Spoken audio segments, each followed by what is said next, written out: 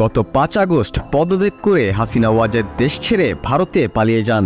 সেদিন দুপুরেই সরকার পতনের এক দফার দাবিতে মাঠে থাকা বিভিন্ন রাজনৈতিক দল ও ব্যক্তিদের সঙ্গে বৈঠক করেন বাংলাদেশ সেনাবাহিনীর প্রধান। তাতে অংশ নিয়েছিলেন জামাতের আমির। অথচ তখন হাসিনা সরকারের নির্বাহী আদেশে নিষিদ্ধ ছিল সংগঠনটি। এ নিয়ে সাংবাদিক খালেদ মহিউদ্দিনের অনুষ্ঠানে এক প্রশ্নের জবাবে নিজ দলের অবস্থান স্পষ্ট করেন দলটির আমির ডক্টর শফিকুর রহমান। সেনাপ্রধান কখন তাদের সাথে যোগাযোগ করেন? এমন প্রশ্নের জবাবে ডক্টর শফিকুর রহমান বলেন, ৫ আগস্ট দুপুরে ফোন আসে সেনাবাহিনী থেকে। এর আগে তাদের সঙ্গে যোগাযোগ ছিল না। এমনকি সেনাপ্রধান জেনারেল ওয়াকারুজ্জামানের সঙ্গে সেদিনই প্রথম সরাসরি দেখা হয় বলে দাবি করেন জামাত প্রধান।